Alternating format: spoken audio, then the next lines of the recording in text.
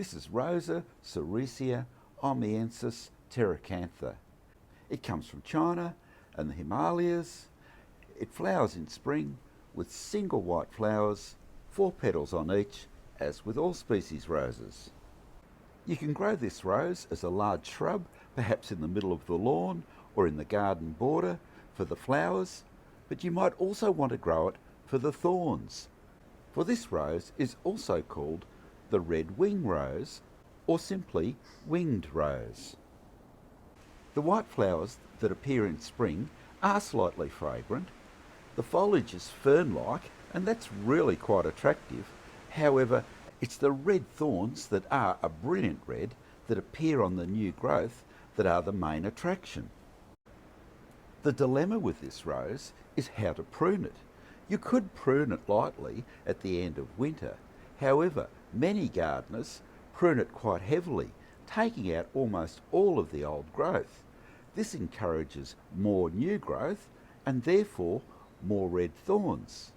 However, if you do prune this rose hard, you don't get the white flowers, and you also don't get the natural V-shaped habit. However, you will get more of those brilliant thorns. And those thorns will last right through winter, which is an added attraction to the garden. Whichever way you grow this rose, it's a fantastic species. It will reach about 2.5 metres or 8 feet in height. It grows well in full sun. It prefers a humus-rich, well-drained soil, and as for fertiliser, well, that's the same as for any other rose. You can use any organic fertiliser, or you can use cow manure around the rose. We also suggest that you mulch around the rose to maintain a cool, moist root run. And this will also suppress the weeds. Propagation is by division, or you can take softwood cuttings, or if you're lucky, you can collect the seeds and sow them in autumn. So that's it for Rosa sericea, as it's simply called, the red-winged rose.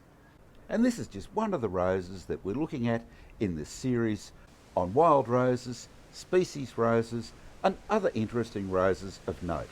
Subscribe to the YouTube channel for regular updates on all sorts of roses and all sorts of garden plants, and as always, good luck with your gardening, and consider a red-winged rose if you want the best barrier plant that you can find.